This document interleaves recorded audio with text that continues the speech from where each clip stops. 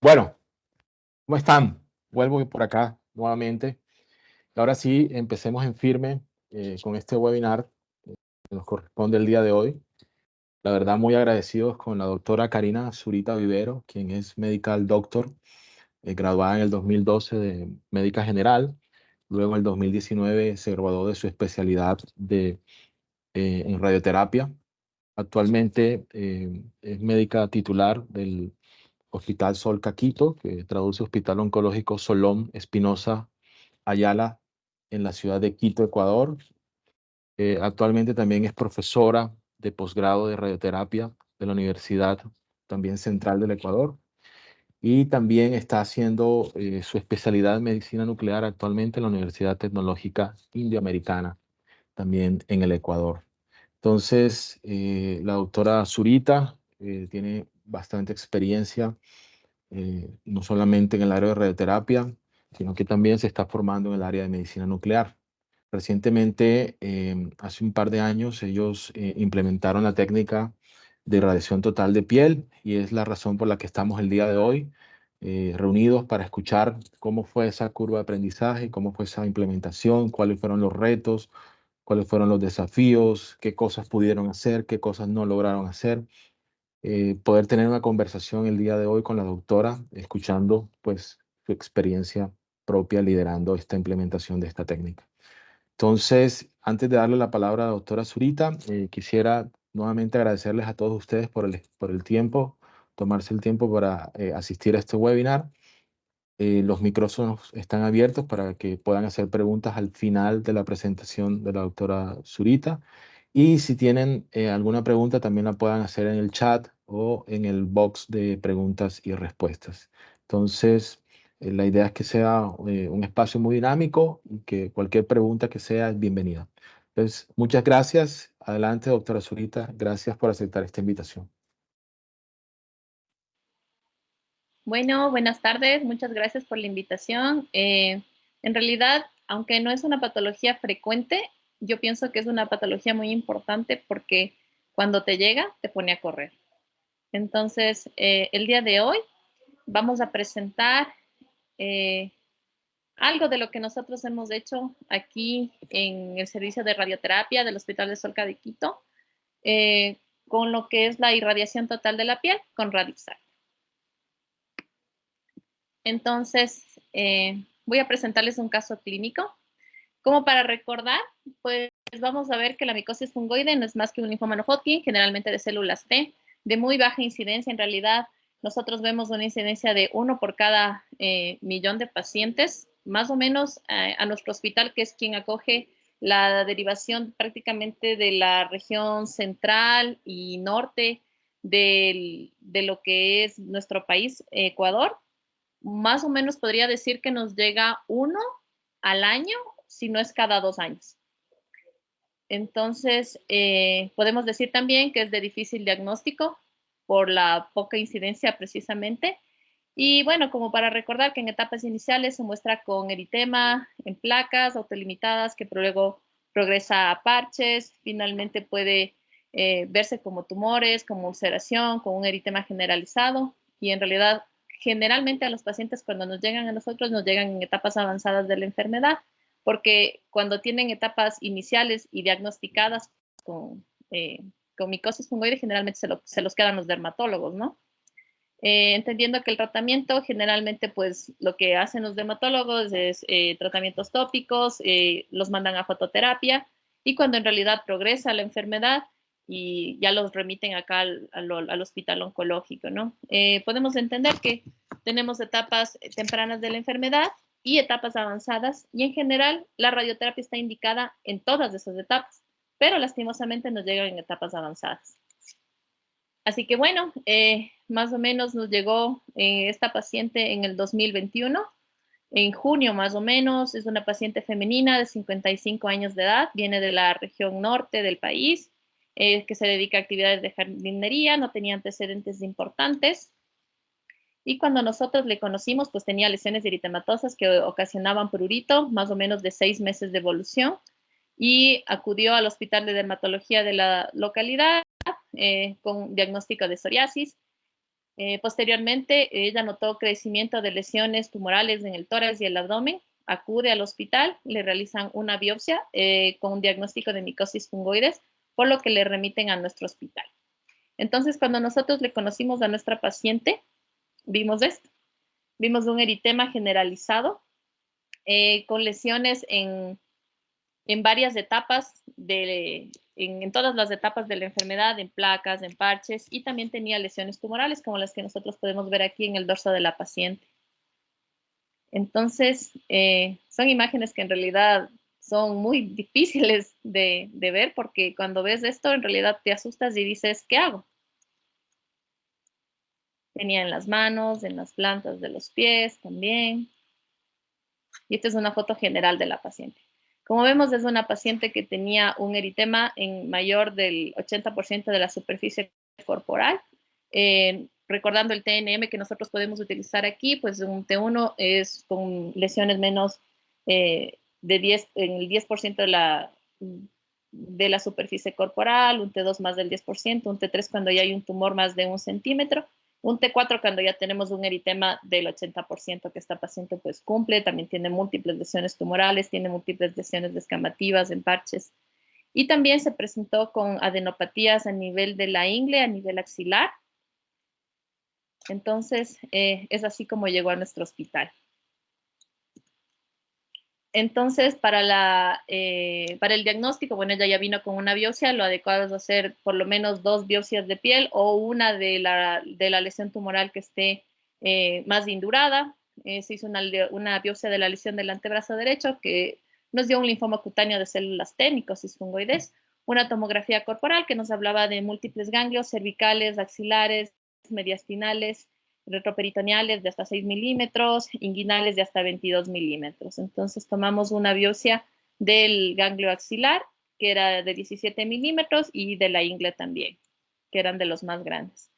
Le hicimos otra biopsia de la lesión cutánea de la parte de la región lumbar, y el diagnóstico también fue del linfoma cutáneo de células T, una micosis fungoide, una citometría de flujo, no evidenciaba expresión de células de Sézary, la citología del ganglio axilar y del ganglio inguinal también, pues una micosis fungoide, y la biopsia de médula ósea, pues negativo para la infiltración. Con todo esto le clasificamos a la paciente como un T4 con un TN1 y no tenía metástasis, no tenía lesiones a nivel de pulmón, y un B0 que significa que no estaba como catalogado como un síndrome de Sézary, ¿no?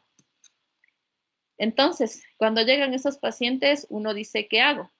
Cuando los pacientes vienen con una lesión única, de pronto es como un poco más fácil, uno les propone radioterapia localizada, dosis de 20 a 30 grays, o si es paliativo, pues hacemos dosis igual, hasta de 8 hasta 20 grays fraccionado. Es un poco más fácil, lo podemos resolver. El asunto es que cuando nosotros teníamos estos pacientes, yo les hablo de 2015 o 2016, que recuerdo que tuvimos un paciente más o menos con las mismas características, no pudimos hacer nada, lo derivamos a, me parece que a alguna parte de Centroamérica donde podían hacer una irradiación total con electrones en ese tiempo, y no supimos nada más del paciente, ¿no? Pero nos llegó este paciente en el 2021, pero previamente ya habíamos tenido una experiencia en el 2019, teníamos un paciente ya con enfermedad metastásica a nivel pulmonar, pero este paciente tiene la característica de que solo tenía lesiones en la parte inferior del cuerpo y tenía ya lesiones tumorales grandes en las piernas. Entonces nosotros estábamos estrenando el Radixact y dijimos, bueno, pues vamos a probar cómo es la irradiación de la piel. Entonces, en este tiempo vamos a mostrar más adelante unas imágenes. Hicimos nosotros una irradiación paliativa de un hemibody inferior, sería, con un bus a las lesiones tumorales que tuvo en las piernas, y nos fue bastante bien. Entonces, empezamos desde el 2019 con esto, pero ahora el reto era mucho mayor porque teníamos una paciente con una enfermedad avanzada, pero en todo el cuerpo. Entonces lo presentamos aquí en el comité de radioterapia y dijimos, bueno, pues vamos a hacer una irradiación total de la piel, considerando la etapa avanzada de la enfermedad. Nosotros consideramos hacer 30 grays. Recuerden que antes lo que estaba indicado, pues hacer la radioterapia con electrones, la radioterapia de piel total con electrones, la dosis generalmente igual de 30 grays. Entonces, ahora inclusive la evidencia nos habla de que hay buena respuesta a dosis más bajas de 12, de 20, de 24 grays, pero eso es cuando tenemos un paciente con una enfermedad más temprana, pero lastimosamente nosotros no tuvimos de ese paciente. Entonces decidimos hacer los 30 grays. Buscamos literatura para ver qué podríamos hacer. Como digo, desde el 2019 estamos en esto. Entonces comenzamos a buscar qué podemos hacer nosotros con el Radixact que ahora tenemos. Entonces, bueno, nos encontramos algunos artículos y teníamos un problema, porque en la irradiación anterior se pudo hacer, pero cuando tú tienes una lesión en piel, tenemos el problema de que estamos seguros de que a la piel está llegando la dosis que prescribimos. Entonces es algo que nos ayuda mucho con el Radixact. Podemos hacer el bolus virtual y ya lo hicimos en la irradiación del 2019. Pero ahora nosotros vimos este artículo que nos pareció bastante interesante, que es el colocar un traje de neopreno en toda la superficie del paciente, una máscara termoplástica para ver cuáles eran los resultados. Entonces, este es el paciente que les decía del 2019. Como ven, tiene lesiones tumorales en los miembros inferiores y tenía un ligero eritema y tenía descamación en el resto de los miembros inferiores. En este tiempo nosotros hicimos una irradiación de 12 grays a toda la piel de los miembros inferiores y un boost a las lesiones macroscópicas en la pierna. Entonces, ¿qué hicimos al paciente? Lo colocamos en un baglú y dijimos, ¿cómo me aseguro de que llegue la dosis a la piel? Entonces, ¿qué puedes hacer? Puedes forrarle al paciente en bolus, que es algo que es irrepetible, es complicado, no es replicable y que te va a costar mucho.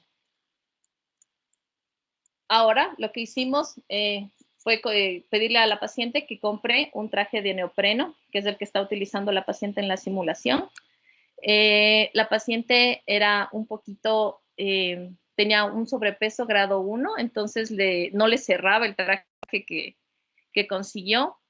Había zonas descubiertas del cuerpo que hicimos una colocación de un bolus, por ejemplo, en el cuello. Colocamos una máscara termoplástica. Hay trajes que vienen con guantes, este no los tenía, entonces le colocamos unos guantes en las manos, y le colocamos un bolus en la parte donde no le cerraba el traje. Y les voy a explicar por qué colocamos el traje luego. Me van a decir por qué simularon a toda la paciente así. La paciente era pequeñita, medía 1,45, entonces decidimos hacer una sola simulación, porque generalmente cuando tú tienes un paciente de mayor altura, lo aconsejable es hacerlo el paciente no con las piernas flexionadas, sino con las piernas extendidas, y hacer una simulación de la parte del body superior, del hemibody superior, y una del hemibody inferior. Entonces, en esta paciente quisimos aprovechar los 135 centímetros que te da la tomoterapia para ver si podíamos hacerlo todo en una sola, como decimos acá. Entonces le simulamos a la paciente con las piernas flexionadas, con baglus acá, el bolus, como le dije, los guantes y la máscara. Luego nos pusimos a definir los órganos de riesgo, pues básicamente los de cabeza y cuello. Vamos a definir los ojos, el cristalino, las glándulas lacrimales, las parótidas, los labios, la cavidad oral. Nos toca definir todo lo que son los huesos de todo el cuerpo, la médula ósea, de costillas, de toda la parte que podamos definirla, que no sean tan ínfimas. Los genitales, lo que es la vulva, la vejiga, el recto. Entonces es algo que en realidad lleva bastante tiempo, pero con herramientas automáticas, con inteligencia artificial, te puede tardar un poco menos. Para la definición de los volúmenes, pues básicamente hicimos esto. En esta paciente, como ya tenía lesiones tumorales, las lesiones tumorales fueron definidas como GTB. El CTB vendría a incluir las lesiones tumorales más 5 milímetros, y en el caso donde no hayan lesiones tumorales, incluimos pues 5 milímetros a partir de la superficie hacia adentro, que sería todo lo que es la piel, que ese sería nuestro CTB. vamos a hacer un PTB de evaluación, que es agregando 5 milímetros isotrópicamente, pero lo cortamos a la superficie. Y nuestro PTB en general va a ser así, que es sin cortar a la superficie, el CTB más 5 milímetros. Entonces, más o menos lo que tenemos es esto. Definimos todos los órganos, la médula ósea, los riñones, y esto es más o menos lo que tuvimos después de nuestra simulación. Estos ya definidos nuestros volúmenes, procedimos con la dosimetría. Entonces, como les decía, en el 2019 nosotros lo que hicimos fue definir los volúmenes de igual manera y hicimos una expansión del PTB en 5 milímetros más un bolus virtual. Y bueno, el tamaño de campo, el factor de modulación, el pitch, las penalidades, las prioridades de solapamiento y los bloqueos, que son lo que nos ayuda a la parte de física, esto de los bloqueos que nos permite pues peinar la zona y realizar una mejor dosimetría. Los resultados de nuestra dosimetría nos dieron principalmente el resto de órganos, pues bastante bien. Yo diría que el cristalino, lo más alto, el 9.5, 9.9 en el izquierdo y 9.5 en el derecho. Como que los más importantes, obviamente, porque estamos tratando la piel de los párpados y con el PTB se nos va a ir el cristalino. El resto de órganos de riesgo bastante bien. La médula ósea nos dice que una dosis para la irradiación de esta podría llegar hasta 10 grays. Nosotros estuvimos en 6.5 grays. Entonces estábamos bastante tranquilos, aunque nosotros sí esperábamos la toxicidad hematológica que era típico de estos pacientes. Como les dije, el resto de órganos, pues bastante bien, el nervio óptico, las parótidas, los pulmones, bastante bien, no tuvimos en realidad mayor problema. Entonces, estos ya son imágenes del tratamiento. Entonces, nosotros podemos ver aquí el PTB que nosotros lo dibujamos. Y morado, tendríamos la isodosis después de adquirir la imagen de lo que estábamos cubriendo de la paciente, ¿no? Entonces, vemos que en realidad existe una muy buena cobertura. En realidad, el Radixact nos resuelve mucho esta dosimetría, que por ejemplo, si ustedes se ponen a pensar así solo como una idea, hacerlo en 3D es imposible, hacer radioterapia con electrones no la puedes hacer si tu máquina no está comisionada para hacer el protocolo de Stanford, que en realidad esto nos limita mucho. Y en realidad comisionar tu acelerador para hacer un protocolo de Stanford te va a llevar tiempo. Como digo, a veces a nosotros, que somos un hospital de derivación, nos llega un paciente al año. Entonces, no te sale tan adecuado, pues, comisionar una máquina para un paciente que tal vez nunca llegue, ¿no? Entonces, el Radixact es algo que sí te resuelve. Entonces, obviamente, lo que les decía, acá los cristalinos, pues, va a pasar esto de acá, que siempre se va a llevar toda la dosis prácticamente acá. Como miren, aquí tenemos las lesiones, justamente las lesiones tumorales. Entonces aquí la curva se tiene que meter un poquito más, la curva de isodosis. Y bueno, básicamente hicimos así el tratamiento. Lo aconsejable que nos indican en estos artículos es hacer una dosis, digamos, hacer todo el hemibody superior y luego hacer el hemibody inferior. Lo puedes hacer, digamos, a día saltado, un día el hemibody superior, un día el hemibody inferior. Y esto es más o menos lo que nosotros tenemos, una imagen de tratamiento que en realidad es sumamente bonita, porque ves cómo toda la dosis se queda en la superficie del paciente, ¿no? Entonces es algo que dosimétricamente con otra máquina no la puedes hacer. No la puedes hacer, te toca es el protocolo de Stanford o tienes la radioterapia helicoidal que nos puede facilitar esto, ¿no? Entonces, esto es algo que nosotros hicimos desde el 2019, cuando tuvimos el paciente del hemibody inferior. Nosotros hicimos dosimetría in vivo con con las plaquitas. Luego las escaneábamos, bueno, las plaquitas las numerábamos, las colocábamos en el paciente en el momento de la irradiación, luego las escaneaban, las procesaban y pues nosotros hacíamos un registro de la dosis que recibía diariamente el paciente. Entonces nosotros nos dimos cuenta que la dosis haciendo solo con el uso del bolus virtual, sin el traje de neopreno, sin bolus, las dosis que estaban en la parte posterior del paciente, que son las que están en contacto con el back loop, llegaban a una dosis adecuada. En ese tiempo hicimos un fraccionamiento convencional de 2 grays y las dosis iban por ahí, ¿no? De 185, 180 hasta 210, 214. Pero las dosis que estaban en la parte superficial anterior del paciente, a veces nos quedábamos con dosis de 1.6, 1.5. Entonces, esto no es un problema del bolus virtual que tiene la tomoterapia, pero el problema es que los pacientes, siempre puede haber una variación del movimiento que sí te lo resuelve esto del bolus virtual y la expansión del PTB de 5 milímetros, pero se quedaban con bajas dosis en la parte anterior porque no tenía esta especie de bolus que nosotros deberíamos tener para obtener un mejor tratamiento a nivel de la piel.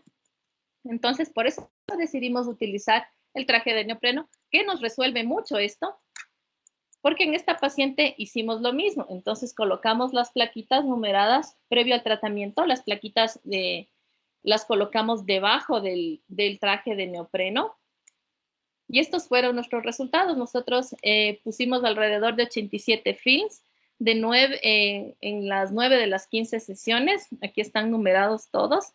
Y podemos ver en color verde aquellos que que recibieron una dosis de entre 180 y 220 centigrados. Entonces vemos que en realidad en todo el cuerpo esa es la dosis que se llevó.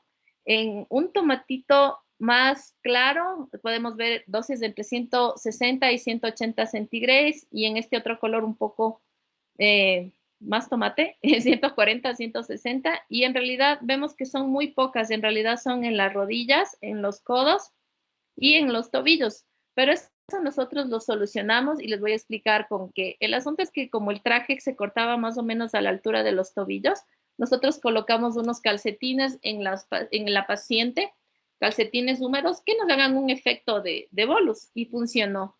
Pero estos calcetines se cortaban entre el tobillo y donde acababa el traje. Entonces, esos días que pusimos los films en ese espacio, nos daba que en realidad había una dosis que oscilaba más o menos en el un lado, menos de 160, y en el otro menos de 180. Entonces, lo que hicimos fue colocarle unos calcetines más grandes, y los siguientes días pues ya recibió una dosis mejor. En las manos fue lo mismo, y en los codos, esto en realidad se llevó una menor dosis, pero igual una dosis de 160, que es bastante adecuado. Fue debido a que la paciente, por su contextura, a veces los codos quedaban fuera del campo del tratamiento. Esto fue un inconveniente, y eso es uno de los inconvenientes en general, porque cuando tienes un paciente muy grande, con un índice de masa corporal muy alto, los pacientes no entran en el campo de tratamiento. Le pueden entrar en el Radixac, pero no entra la dosis, no es factible pues realizar este tipo de tratamientos, porque va a haber limitaciones en ese momento. Entonces, bueno, con esta dosimetría in vivo que hicimos, en realidad nos quedamos muy contentos, porque como ustedes ven, la mayoría del cuerpo recibió dosis bastante aceptables, dosis de entre 180 y 220 centigrados, que era lo que estábamos esperando. Y una dosis mayor, pues únicamente aquí en el pliegue de la mama y en la región lumbar. Estas fotos y bueno, toda la dosimetría, toda la parte física, eso le debemos a nuestro físico, a uno de nuestros físicos de acá, el físico Alejandro Coloma, que me facilitó estas fotografías, así que le damos unas gracias a la distancia. Y bueno, finalmente la paciente terminó su tratamiento, tuvo toda la toxicidad que está descrita en el libro, pero así toda. Entonces, la paciente pues tuvo una toxicidad hematológica grado 4, tuvo una toxicidad en mucosas grado 2, la piel en realidad grado 1, la paciente cuando terminó pues tenía un eritema, una hiperpigmentación en todo el cuerpo, grado 1, tuvo epistaxis, se le cayó el cabello, tuvo edema palpebral, anhidrosis, tuvo una pequeña úlcera en la conjuntiva, tuvo disestesias, y algo que siempre se quejan los pacientes es de un dolor que viene en las manos y en los pies. Así que bueno, tuvo que ingresar, lo hospitalizaron, estuvo con manejo antibiótico, con estimulantes de colonias, como 3 semanas, y bueno, al final la paciente vivió. Y esta es la respuesta clínica que yo creo que nos habla que habla mejor que 1000 palabras. Pues este es el antes y este es el después de los 30 egresos. Este es el antes, digamos, de estas lesiones en las manos, y este es el después. Como sé que es la misma foto, pues miren esta lesión aquí en la muñeca del lado izquierdo, ya está totalmente plana acá, y otras ya ni siquiera se ven. También se le cayeron las uñas a la paciente, es un efecto totalmente esperable.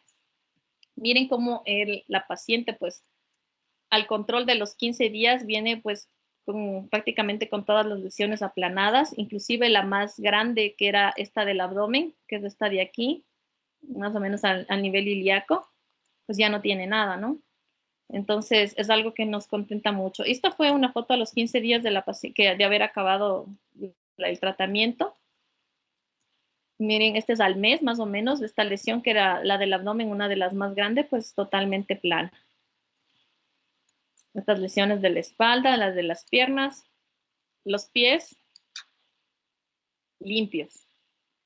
Una limitación que nosotros tuvimos es que, bueno, o sea, sí, el tratamiento te da para hacer 135 centímetros y aquí se nos acababan los 135 centímetros. Entonces nos faltaban 2 o 3 centímetros de los dedos de los pies. Y si se fijan, pues todo respondió, todo lo que estaba dentro del campo respondió. Y tengo acá estas lesiones pendientes y esas precisamente fueron las que no recibieron el tratamiento. ¿Qué hicimos luego? Pues hicimos una simulación y lo tratamos en otra máquina, unos campos APPA, igual recibieron 30 grays y la señora pues anduvo muy feliz, podía caminar, podía usar zapatos, que era algo que no podía hacer hace mucho tiempo. Así que, bueno. Este año también tuvimos una paciente con una micosis fungoides, pero esta es una paciente que tenía una enfermedad muy autolimitada solamente a las manos y a los pies, unas fotos similares a estas, y le dimos igual 30 grays con una buena respuesta. Les cuento al final qué pasó. La paciente la vimos aquí como 1 año y medio, estuvo bien. Lo malo fue que progresó a nivel ganglionar, entonces comenzó a hacer tratamiento de quimioterapia.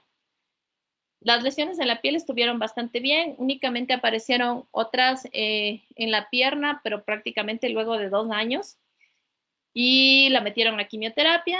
La paciente hizo una aplasia medular y fue enviada a cuidados paliativos y, bueno, finalmente falleció en septiembre del año pasado. Entonces, podemos ver, ¿no? La paciente en realidad incrementó su expectativa de vida, pues sí. Tuvo una toxicidad elevada, sí. Toxicidad hematológica la vamos a ver en todos los pacientes que hagamos de esta técnica. No la podemos evitar. Así tengas una dosis en médula ósea que te diga que es menor, que no va a tener, pues sí la va a tener y tienes que estar preparado para eso.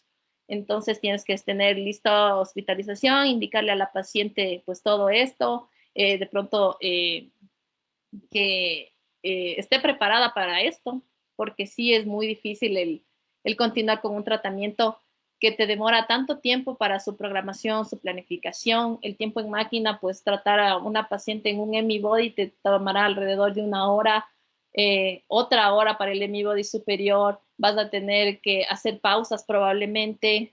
Por ejemplo, la paciente la tratábamos empezando desde la cabecita, luego le sacábamos la máscara termoplástica, a veces pedía tomar un poco de agua, porque el traje de neopreno también te da calor.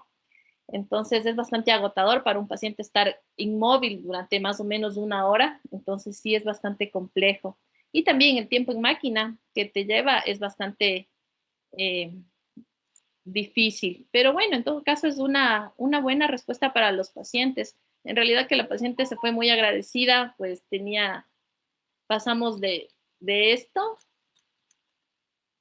a esto. Y la paciente en realidad estuvo muy contenta. Lo bueno es que este tratamiento lo cita en la literatura, lo puedes hacer varias veces durante el curso de la enfermedad. Tengo un contacto en España que nos indicaba que él había hecho, tenía un paciente ya de años y lo había hecho 4 veces. Entonces, obviamente con la toxicidad hematológica esperada, pero el paciente tenía buena respuesta y ese paciente todavía está vivo y ha tenido 4 de estas irradiaciones. Hace 2 años también tuvimos un paciente. La limitante con este paciente era su índice de masa corporal pues medía alrededor de 1.85 metros y pesaba también cerca de los 90 kilos. Entonces, justamente ahí es donde se vuelve limitante el tratamiento.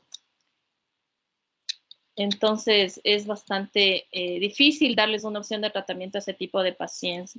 Entonces, vamos a ver que entre las recomendaciones que yo les puedo dar, pues la decisión terapéutica siempre va a estar ligada a la etapa clínica de la enfermedad, que mejor si te lleguen en una etapa inicial, una etapa 1, una etapa 2, donde tú puedes hacer dosis bajas de este tipo de radiación, obviamente esperando una toxicidad menor, una dosis de 12 grays, yo creo que vendría bastante bien, ¿sí? Obviamente en pacientes con enfermedad ya avanzada como la del caso clínico, pues ya de pronto te toca hacer un incremento de dosis, pero tienes que estar consciente también que puedes tener una toxicidad dermatológica alta. El fraccionamiento, pues bueno, más que el fraccionamiento, yo diría el cómo damos el tratamiento, lo puedes dividir en 15 días del Emi-Body superior, 15 días del Emi-Body inferior y dejarle descansar al paciente. Pero en todo caso, sí es un tratamiento que te lleva bastantes días. Lo que les decía, la altura del paciente, dice más que nada el índice de masa corporal del paciente, va a ser una limitante en el momento del tratamiento. Los aditamentos, obviamente es difícil conseguir a veces una inmovilización adecuada del paciente por el tiempo que te lleva el paciente en la máquina, pero se puede lograr. Y en realidad esto de utilizar el traje de neopreno nos ha resuelto esto de las dosis menores de 160 centigrays en la superficie, porque es básicamente cubrirle a un paciente con un bolus. El traje de neopreno es algo que se lo puedes poner al paciente, si demora en colocarse, pero en realidad es algo que te resuelve esa parte. La toxicidad, y la pongo con mayúscula, tienes que esperártela y tienes que aprender a manejarla, tienes que usar el manejo multidisciplinario, tienes que tener un interno instalado, un hematólogo, alguien que siempre te apoye cuando tengas ya la toxicidad del paciente. Y bueno, eso es todo. Estoy abierta a sus preguntas. Esta es la foto de nuestro hospital. Es nuestro lema, que Solca es vida.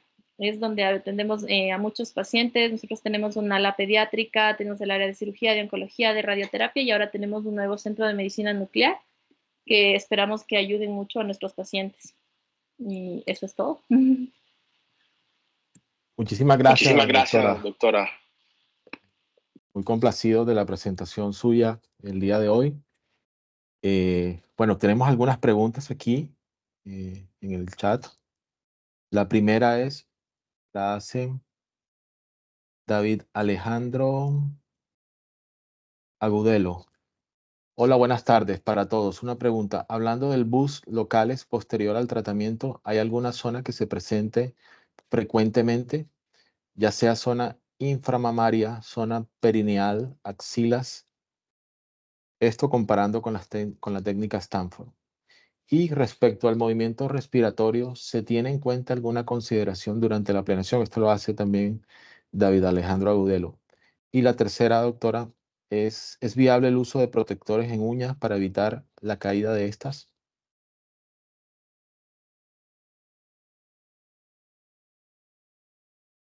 Está en silencio, doctora, perdón. Bueno, la primera pregunta es la de, me hicieron varias. Vamos una por una. Un momentico. Un momentico. Hablando de bus locales posterior al tratamiento, ¿hay alguna zona que se presente frecuentemente, ya sea en zona inframamaria, zona perineal, axilas? Esto comparando con la técnica Stanford. Preciso. Pues bueno, en realidad esa es una limitante de la técnica de Stanford, que cuando tenías en las regiones inframamarias, especialmente cuando tienes los pacientes con mamas péndulas, pues ahí no le llega nada. Esta es una ventaja que tiene la tomoterapia, pues ahí en realidad la paciente inclusive tenía lesiones debajo de la mama, tenía un parche grande en la unión de cuadrantes inferiores y no necesitas hacer un bus en esa zona. Ni en el área, en general todo lo que son las áreas de intertrigo, que es algo que mucho te resuelve la tomoterapia. Lo que sí, cuando necesitas hacer un boost, por ejemplo, en el caso de la irradiación que hicimos en el Emi-Body, pues hicimos primero los 12 grays Y luego hicimos los BUS a las zonas tumorales que eran grandes, medían algunas hasta 6, 8 centímetros, y ese pues les dimos una dosis de 30 grays. Entonces, esas sí requirieron pues hacerle un BUS luego de terminados los 12 grays que hicimos. Lo de los protectores de uñas, en realidad es necesario tratar toda la superficie corporal, porque hay pacientes que tienen lesiones justamente en la parte del límite unguial. Entonces es necesario tratar y no hay problema mucho con ese tipo de toxicidad. Luego vuelven a crecer las uñas, entonces no es una limitante, no es aconsejable en realidad desde mi punto de vista. Y la otra pregunta, se me queda la segunda pregunta. Sí, ya le hago la segunda pregunta, es respecto al movimiento respiratorio, ¿se tuvo en cuenta alguna consideración durante la planeación?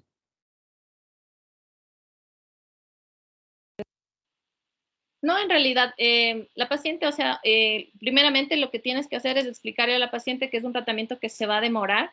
Entonces, en los primeros días de tratamiento, y yo diría que la primera sesión, el paciente pues sí va a estar un poco más nervioso. Entonces, precisamente por eso nosotros hicimos la dosimetría en vivo, para ver cuál era la variación. Pero en realidad los films los colocamos debajo del traje y la parte del tórax, del abdomen, que es la que tú esperarías tener alguna variación por la respiración, pues recibieron la misma dosis. Entonces no fue necesario hacer ningún tipo de este control, porque con la dosimetría en vivo estábamos bastante tranquilos de que estábamos dando una dosis adecuada pues a todas las zonas como lo vieron en el gráfico. Ok. Tengo acá otra pregunta por parte de Juan Carlos Paz. Muchas gracias. Pregunta, cuando habla del índice de masa corporal, ¿se refiere solo a la altura? Y una segunda pregunta, ¿se puede hacer boost con electrones?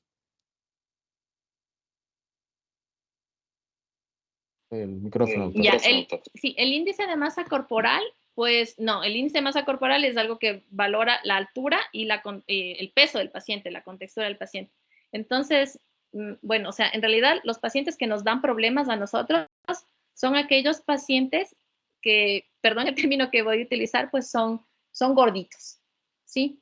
Entonces, los pacientes gorditos, dependiendo el tipo de obesidad que tengan, pues a veces se te salen del campo de tratamiento. Entonces, hay lesiones que sí van a recibir las partes del cuerpo, que sí van a recibir una dosis adecuada, pero cuando son pacientes que son muy gorditos, pues sí tenemos ese problema que se salen del campo del campo de tratamiento. Entonces, esos son pacientes que no están aconsejados pues para hacerlo en el Radixac. De pronto a esos pacientes sí les conviene mejor una técnica de Stanford, de pronto. Y con respecto al del bus con electrones, pues sí se puede hacer. Yo no sé si con electrones necesariamente, pero en realidad el bus estaría indicado desde mi punto de vista cuando tienes lesiones que no responden al tratamiento, cuando tuviste unas lesiones tumorales bastante grandes y que de pronto no respondieron a la terapia que les diste con una dosis superior a los 30 grays. Si no te responden a eso, que en realidad es raro, yo pienso que sí podrías hacer un boost, pero no necesariamente con electrones. Si ves que te va bien en un plan, hacerlo inclusive en cualquier otra máquina, en un LINAC, y lo puedes hacer con un bolus, como un tratamiento de un cáncer de piel localizado, pues no necesariamente con electrones lo puedes hacer, pero no es necesario. En realidad yo pienso que en este punto más depende de la dosis que tú elijas al paciente. Eh, por ejemplo, en el caso del Emibody inferior, nosotros sí elegimos, como era un tratamiento paliativo, hicimos un 12 grays para todo el Emibody inferior y un boost sí para las lesiones que tenía en los miembros inferiores, que como le digo eran como de 6 de 8 centímetros. Y lo hicimos con el mismo Radix, usando el mismo plan, solo definimos unas áreas para boost, nada más. Perfecto, gracias, Perfecto, doctora. gracias, doctora. Aquí hay otras preguntas. Este tema genera bastante interés. Cristian Trujillo pregunta, hola, buena presentación. Hablando de la duración del tratamiento, ¿consideras implementar inmovilizadores termoplásticos tipo mallas para las extremidades? ¿Es necesario para garantizar reproducibilidad? ¿Tienes una lista de órganos a riesgo que deben ser contorneados para revisión dosimétrica? Y la última, ¿recomiendas similar al paciente con cortes de 5 a 10 milímetros o más? ¿Quieres, doctora? Vamos una por una. Entonces, que nos hable un poco la duración de tratamiento. Ya, bien. Entonces, la duración de tratamiento, pues ahí varía. Varía porque si tienes un paciente alto, vas a tener que hacer el tratamiento, un hemibody superior, un hemibody inferior, pues, y lo que te demore en hacer la altura del paciente. Si mide 1,80, pues vas a tener que reposicionarlo, primero la parte superior, luego la parte inferior, y es un tratamiento que en hacer todo el cuerpo te vas a demorar 3 horas, fijo. Entonces, lo que tienes que procurar es que sean unos inmovilizadores cómodos. En nuestro caso utilizamos, pues, puedes utilizar una cuna alfa, un backlog, lo que tengas, donde el paciente en realidad se sienta cómodo. Y el traje de neopreno yo pienso que es algo que te ayuda bastante porque no es incómodo de utilizar. Si es que ves que es un paciente que está ya pasadito del peso, pues preferible lo dejas abierto, que el paciente se sienta cómodo. Y si utilizas una cuna alfa o un baglú que te amolde el cuerpo, pues sí estaría un poco mejor. Las mallas, en realidad, nosotros sí tenemos mallas para inmovilización de los miembros inferiores o de la pelvis. Nosotros sí tenemos. En realidad, yo no la he considerado, pero también podría ser algo adecuado, pero únicamente las podrías utilizar para lo que es la pelvis, ya la parte de la pelvis ósea y los miembros inferiores. Pero en realidad yo pienso que con una cuna alfa o con un baglug estás, entonces no necesitas en realidad nada más. Pero si es que la tienes y la quieres utilizar, lo puedes hacer. Sí, sin ningún problema. La otra... Una lista de órganos. Sí, la lista de órganos pues se contornea todo. Contorneas desde la punta del cabello hasta la punta del pie. Sí, pues en la cabeza pues vas a tener que contornear todo lo que está listado en el artículo, lo pueden revisar, los puedo compartir. Pues son los ojos, los cristalinos, las glándulas sudoríparas, perdón, las glándulas lacrimales, perdón, las glándulas lacrimales, las parótidas, la cavidad oral, los labios, la mucosa oral, utilizas toda el spinal cord, la médula ósea, los huesos, los riñones, los pulmones, el estómago, el esófago, todos los órganos de riesgo que se te puedan cruzar en la mente, pues los tienes que contornear. Pero yo diría que en realidad no vas a tener mucho problema por lo que es hígado, riñones, sino que donde te vas a esperar las dosis altas, pues es en la médula ósea, en los cristalinos, que es donde se te va a llevar todo. Pero la mayoría de cosas se consiguen bien con el Radixact, te van muy bien. En realidad lo que yo pensaría que los más importantes pues sí son los ojos, todos los que están a nivel de superficie, ¿no? Los ojos, las glándulas lacrimales, los cristalinos y obviamente la médula ósea que no te la puedes saltar. Y eso, y más que nada tener mucho en cuenta la presencia de lesiones que las vas a pintar como GTB, que es así, tienes que incluirlas pues en la totalidad, la parte que se ven hacia afuera y también la que ves hacia adentro de la piel. Eso. ¿Y la otra pregunta? Dice, ¿recomienda similar al paciente con cortes de 5 a 10? Ah, los cortes, sí, los cortes. En realidad nosotros hicimos con cortes de 5 milímetros porque tienes que pensar que tú vas a contornear ese paciente. Puedes utilizar una herramienta automática, pero al final, casi que si tiene muchas lesiones macroscópicas como teníamos en mi paciente, pues mientras el corte sea más chico, más te vas a demorar en contornear. Yo pienso que con cortes de 5 estás bien, puedes interpolar algunos cortes y más que nada es básicamente definir toda la piel con 5 milímetros hacia adentro. Ese va a ser tu CTB. Los GTBs, pues los vas a definir, ahí sí te toca uno por uno y definir igual 5 milímetros hacia adentro, hacia afuera, que ese va a ser al final el PTB.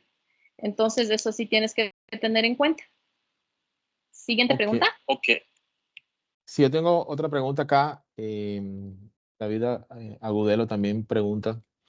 Dice, ¿es posible entregar 12 Grays primero y evaluar la respuesta del paciente con el fin de no tener que escalar hasta 30 Grays? Esto lo pregunto dado que en la institución donde trabajo se entrega esta prescripción con una buena respuesta, solo que es técnica Stanford. Muchas gracias. Excelente presentación. Doctora, al micrófono. Sí, en realidad puedes hacer los 12 grays y evaluar, no hay ningún problema. Yo pienso que más de esto de la dosis viene ya de decisión clínica de cada médico. Porque, por ejemplo, con el paciente del hemibody inferior, con los 12 grays, pues nos fue bastante bien y no tuvimos que hacer nada más, obviamente solo el bus a las lesiones porque eran muy grandes ya, y era un paciente paliativo. Entonces, hay pacientes que generalmente lo hacen en 12 grays, luego si es que no tienen una buena respuesta, hacen un escalamiento hasta 24 y luego hacen hasta los 30 grays. Yo pienso que esa es una buena opción. En el caso de la paciente, pues nosotros sí hicimos una evaluación a los 12 grays, pero por la carga tumoral de la paciente no tuvo una buena respuesta, entonces nosotros sí continuamos con el plan original, que era llegar a los 30 grays, pero sí puedes hacerlo, puedes hacer una evaluación a los 12 grays y luego valorar un incremento dependiendo de cuánto te haya respondido el paciente clínicamente. Puedes hacer una parada, puedes inclusive pensar en parar unos 15 o 30 días y luego decidir si haces un incremento de dosis. Lo bueno es que se puede hacer este tipo de radiación, lo puedes hacer varias veces durante el curso de la enfermedad. Entonces, por ejemplo, de pronto te viene una paciente con una enfermedad un poco más limitada, puedes hacer 12 grays. Si luego viene después de 8 meses, de un año, otra vez con unas lesiones, por ejemplo, en parche, en varias partes del cuerpo, que digas, bueno, sí, hay que hacerlo, lo puedes hacer otra vez 12 grays y ver, después puedes hacer otra vez y otra vez. Como les digo, este colega en España me comentaba que él había hecho 4 veces en un paciente y que más o menos ese es el tiempo en el que te regresa, o sea, que viene cada año y medio, cada año, y que en realidad lo que les prolonga es la vida y tienes una respuesta muy favorable. Con una dosis baja, hasta de 12 grays, eso está descrito. Ya para la técnica de radioterapia helicoidal, puedes hacer dosis de 12 grays, pero todo depende, como digo yo, ya pues de cómo lo vayas viendo tú clínicamente al paciente, si tienes una enfermedad limitada o no. Perfecto. Yo quisiera hacer un par de preguntas, doctora. La primera, ¿cuál fue el mayor desafío que se tuvo a la hora de implementar esto desde su experiencia liderando esto? Y la segunda es, pues yo conozco Solca, sé la capacidad instalada que tiene la institución, que es envidiable. Tienen bastantes aceleradores, bastantes modalidades de tratamiento, técnicas. ¿Por qué dentro de toda esa gama de posibilidades se decidieron usar la técnica helicoidal para hacer este tratamiento?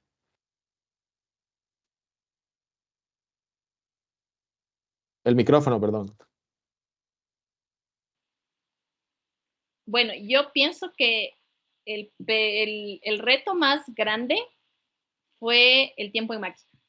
Sabíamos que era un tratamiento que nos iba a llevar más de 2 horas, entonces nosotros estamos, como les dije, somos el centro de referencia de la parte de lo que es la Sierra Centro-Norte, entonces nosotros tenemos, lo que decía Milcar, tenemos 4 aceleradores, nosotros trabajamos desde las 7 de la mañana hasta las 11 de la noche, hacemos tratamientos de IMRT, de cirugía, de radiocirugía, entonces si tú les dices, vamos a meter a un paciente, y nos vamos a demorar 3 horas en la máquina, pues obviamente la coordinadora, el jefe de servicio va a decir, bueno, sí, hay que hacerlo, pero me pones en malas porque en lo que tú tratas de un paciente, yo trato a 9 o a 10 pacientes.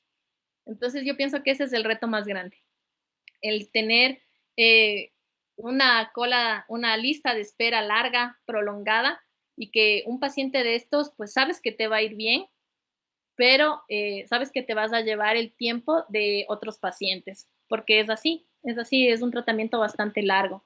Y eso si no le cuentas el tiempo que nosotros nos demorábamos en colocar el traje de neopreno y colocar los films de dosimetría en vivo, que yo es algo que recomiendo mucho.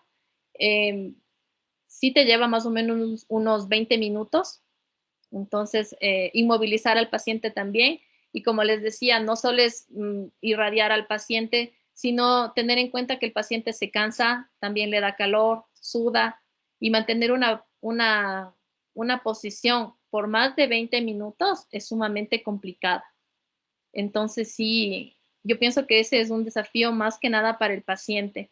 Hay pacientes que de pronto inclusive vas a tener que hacer una premedicación, algún tipo sedante, para que se pueda relajar durante el tratamiento, ¿no? Porque es un tratamiento pues bastante prolongado. Otro pienso de los retos es el manejo que tú tienes que tener. Ventajosamente nosotros estamos en un hospital pues de alta especialidad y tenemos pues oncólogos, médicos internistas, entonces cuando tú ya tienes la toxicidad del paciente, pues sabes que lo vas a poder sacar. Si en cambio estás de pronto solo en un centro donde tienes solo radioterapia y que te toca manejar la toxicidad del paciente en una clínica aparte o en otro hospital, pues yo pienso que ahí se complica un poquito. En todo caso, pienso que el manejo multidisciplinario pues es sumamente importante y que tengas donde tratar al paciente, a las complicaciones del paciente, pienso que también es bastante importante y eso puede ser una limitación en otros centros.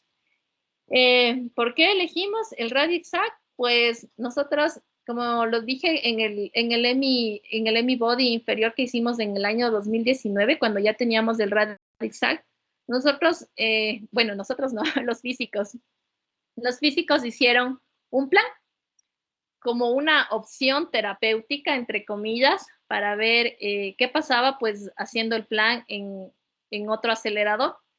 Entonces hicieron un plan con 3D, un plan con electrones y con ninguno, ni con el acelerador más nuevo vas a conseguir pues la cobertura y que tienes con un RadixAct. No puedes comparar la dosimetría, no es ni un poquito comparable. Lo único que puedes comparar es la técnica de Stanford, pero como yo les decía, tener comisionado un acelerador para hacer la técnica de Stanford que te lleva pues las posiciones y hacer el tratamiento de un Gray al día y que lo pones en diferentes, o sea, que lo pones al paciente a distancia. Lo único que te lleva de pronto un poco mejor es el tiempo, ¿no? Porque va a ser una irradiación corta versus las 2 o 3 horas que vas a tener al paciente en el RadixAct. Pero en realidad, o sea, ¿por qué elegimos la máquina? Pues porque es la única opción que tienes. Si tienes un RadixAct, no te vas a poner a hacer otras cosas, lo tienes que meter en el RadixAct, porque es la única opción que tienes. Excelente, muchísimas Excelente, muchísimas gracias. gracias. Yo no veo más Yo no veo más preguntas preguntas en el chat. en el chat. Me resta agradecerle, doctora, por su tiempo, por su dedicación al preparar esta presentación, por compartirnos, ser muy abierta en compartirnos su experiencia, la experiencia de la institución. La verdad, muy agradecidos. También agradecer a todos los que asistieron a este webinar. Vamos a seguir haciendo este tipo de espacios académicos cada 3 meses. El próximo será en junio. Muy seguramente en los próximos días recibirán la grabación de este webinar para que la puedan pues, ver. Cualquier consulta, la doctora Zurita también está abierta a poder entrar en contacto con ustedes si tienen alguna duda posterior. Si quieren, me atrevo a decir, si alguno de ustedes quiere implementar esta técnica, la doctora Zurita también está abierta pues, a poder apoyar de su experiencia. Y bueno, agradecerles nuevamente a todos. Gracias por el tiempo. Doctora Zurita, no sé si quiera decir unas últimas palabras antes de despedirnos. Bueno, igual agradecerles la invitación, como digo, o sea, no es algo que te ocurre muy frecuente, pero cuando no tienes, cuando te llega el paciente y no tienes una opción terapéutica para él, en realidad es bastante complejo. Es muy difícil también el tener al paciente y saber que va a responder, pero a la vez te da un poco de miedo porque sabes que va a tener una toxicidad grande. Entonces, es bastante difícil manejarlo. Pero es posible y la parte más linda es que ahora les puedes dar una opción a esos pacientes que antes en realidad solo podías hacer manejos paliativos, dar radioterapia en las lesiones macroscópicas, en las lesiones tumorales, en las que ya en realidad pues no tienes ninguna opción. Entonces en esa parte pues sí es bastante esperanzador. Ok, muchísimas gracias. Gracias.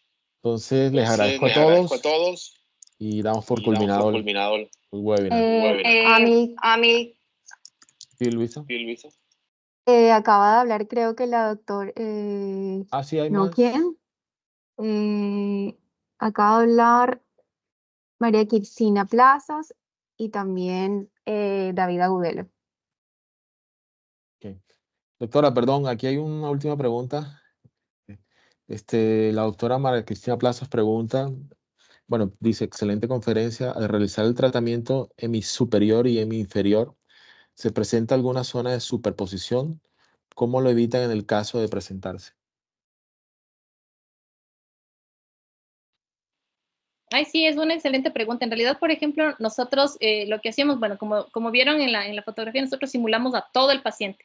Entonces, precisamente para evitar esos puntos o áreas calientes que se van a formar por la superposición de los campos, nosotros hacíamos, digamos, una parada del hemibody superior, un día en el abdomen, al otro día un poco más abajo, al otro día más abajo, al otro día más arriba.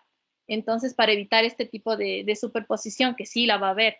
Entonces, igual, por ejemplo, las paradas, pues las hacíamos así. Nosotros tratábamos el cráneo, como era difícil, pues mantenerle a la paciente con una máscara termoplástica en su rostro por más de 20 minutos, que más o menos nos tomaba la parte superior, pues hacíamos el tratamiento, pues digamos, el día lunes hasta el cuello, el día martes hasta los hombros, el día miércoles hasta medio brazo, y ahí sacábamos la máscara, precisamente para evitar esta superposición de dosis. Entonces la hacíamos como que no siempre en el mismo sitio. Entonces pienso que eso también es una buena recomendación para evitar esto, porque así no se te va a cargar la dosis. Si siempre paras, digamos, a nivel de las crestas ilíacas, no siempre pues va a ser la mejor opción, sino es hacerlo como que intercaladamente en áreas pues más arribita, más abajo, y ya con eso resuelves. Y bueno, el contacto les comparto acá. Les voy a dejar mi correo personal y les dejo mi número telefónico también. Bueno, muchísimas gracias, doctora. Doctora. Y un placer tenerla en este espacio. Bye, bye. Hasta luego.